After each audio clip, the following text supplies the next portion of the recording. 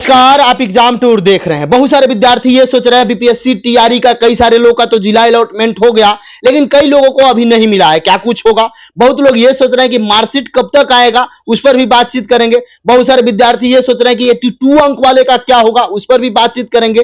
और एस्टेट को लेकर, बीटेट को लेकर जो घमासान मचा हुआ है कि कोर्ट जाएंगे तो हमको न्याय मिल जाएगा, क्या कोर्ट जाना पड़ेगा तब हमको न्याय मिलेगा, या विदाउट कोर्ट भी आप जाकर न्याय ले सकते हैं, इन सारे चीज पर बातचीत करेंगे।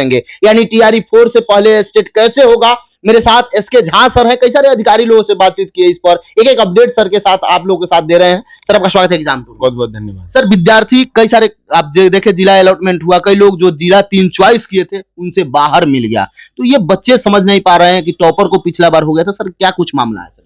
देखिए वो उनका अपना मैकेनिज्म है, उस हिसाब से वो जिला अलॉटमेंट कर रहे हैं। और कोई किसी को अगर लगता है कि हमको काहे नहीं मिला, तो दोस्त जिनको नहीं मिला उनको नहीं मिलेगा। बहुत ज्यादा उसमें परेशान होने की जरूरत नहीं है। आप जहां आपको मिलता है वहां आप ज्वाइन कीजिए, और इस पर किसी भी प्रकार का प्रयास कीजिएगा तो ये कहीं से भी आपका काम नहीं होना है। तो आप इसको छोड़ते हुए आगे बढ़िए और अपने जीवन में आगे बढ़ने की कोशिश कीजिए। बहुत लोग ट्राई कर रहे हैं, मेरे पास भी बहुत सारे लोग आए कि सर मेरा करवा दीजिए। अरे भाई, कोई नहीं करवा सकता है। अगर आप किसी के पास जा रहे हैं और आपको ये उम्मीद है कि फलाने सर हमारे करवा देंगे, फलाने भैया मेरे करवा देंगे, तो ऐसा कुछ नहीं है। आपको सर वो रेंडमाइजेशन के द्वारा जो लिया जाता है, क्या प्रोसेस है उसका, कैसे उठाया जाता है? वो कंप्लीट रेंडम है ना, वो अल्फाबेटिकल है और ना वो मार्क्स के हिसाब से है। जो क्वालिफाई किए हैं उनको रेंडम उठा के डाल दिया कहीं से भी। तो इसलिए उसमें अब कुछ भी दिमाग लगाने से कोई फायदा नहीं है।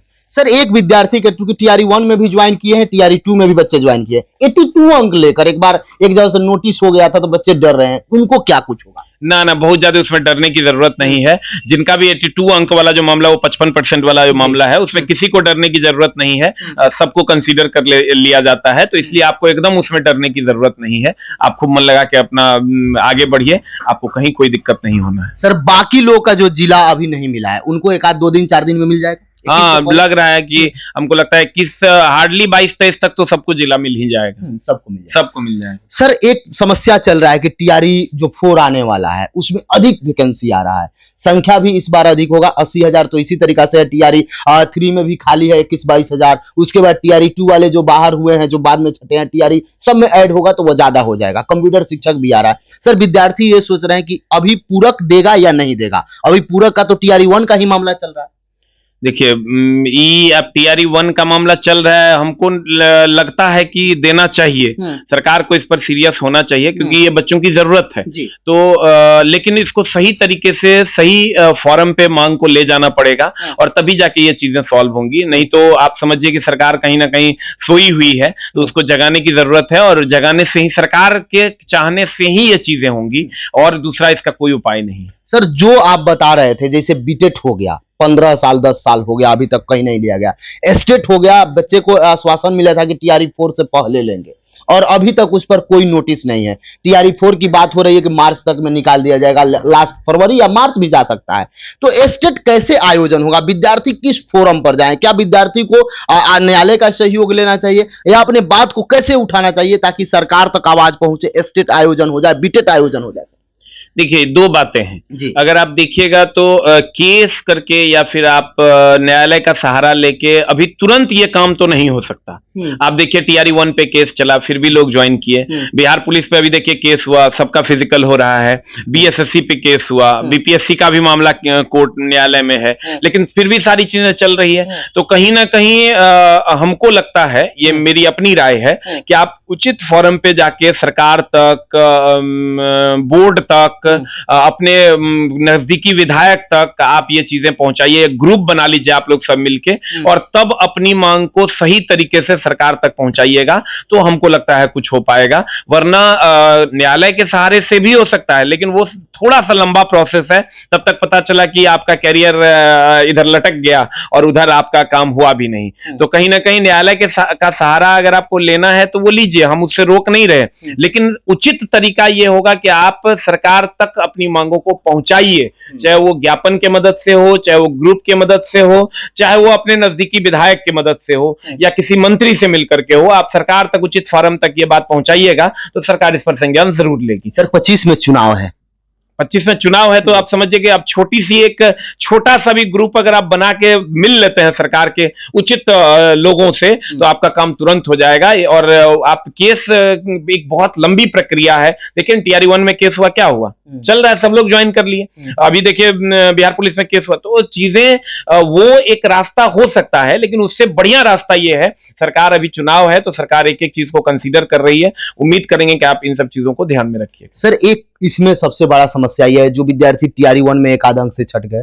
जो विद्यार्थी टीआरई 2 में छटे, जो टीआरई 3 में छटे, और एनआईओएस वाले विद्यार्थी 10 लाख प्लस हैं, उन लोगों को भी न्याय मिल चुका है, वो लोग भी टीआरई 4 में आवेदन करेंगे। संख्या के दृष्टिकोण से देखिएगा तो सभी टीआरई में सबसे अधिक आवेदन इसमें होगा, यानी अंक भी ज्यादा लाना पड़ेगा। जो विद्यार्थी पहले से तैयारी करे, क्या कुछ एक रणनीति होना चाहिए ठोस तरीका से, थोड़ा आप बता दीजिए।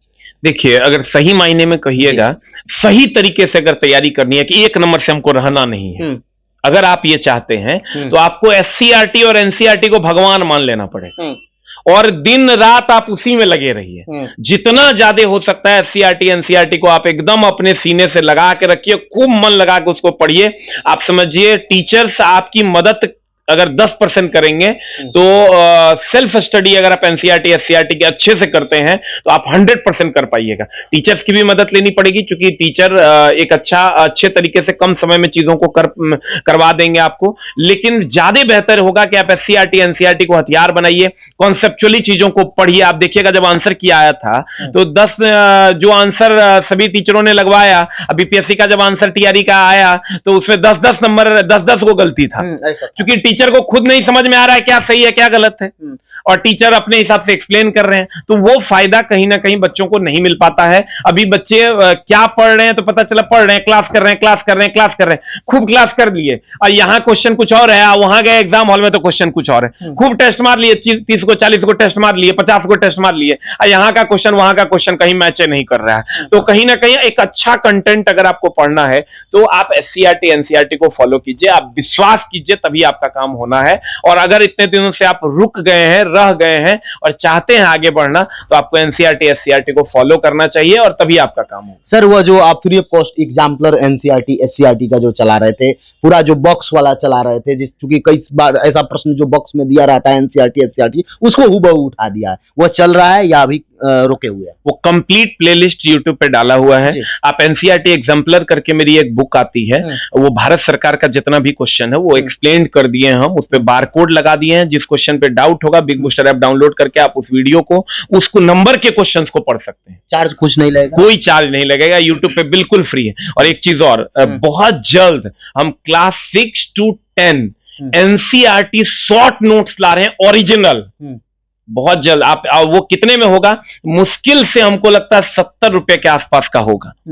अगर आपके पास समय हो, एनसीईआरटी आपको समझ में नहीं आता है, तो हम बहुत जल्द क्लास 6 to 10 का एनसीईआरटी शॉर्ट नोट्स ला रहे हैं। कंप्लीट एनसीईआरटी जैसे जैसे चैप्टर उसमें दिया हुआ है वैसे वैसे चैप्टर्स का शॉर्ट नोट्स हम लेकर आ रहे हैं, बहुत जल्द आपकी सेवा में। और उसको भी एक बार कोशिश कीजिएगा, अगर साइंस के लिए आपको पढ़ना है तो जरूर पढ़ लीजिएगा, और कोशिश कीजिए उचित टेस्ट लगाने का। टेस्ट भी अभी बच्चे जो लगा रहे हैं, पता चला कि टेस्ट में कुछ और है, वहां जाते हैं कुछ और क्वेश्चन होता है, वर्ल्ड हिस्ट्री से क्वेश्चन है, यहाँ वर्ल्ड हिस्ट्री से वहां क्वेश्चन है, यहाँ क्वेश्चन है वहां नहीं है, या वहां है तो यहाँ नहीं है। तो चीजें बदल रही हैं और आपको सिलेबस के अकॉर्डिंगली जो प्रीवियस ईयर है उसके हिसाब से तैयारी करनी होगी, कॉन्सेप्चुअली तैयारी करनी होगी, तब जाके आपका काम हो। चलिए, इसके बाद नेक्स्ट जो वीडियो आएगा गेस्ट टीचर से रिगार्डिंग, उस वीडियो को जरूर देखिएगा। और कोई अगर क्वेरीज आपके मन में हो तो कमेंट सेक्शन में जरूर कमेंट कीजिए। सर समय देने के बहुत बहुत धन्यवाद। बहुत बहुत धन्यवाद।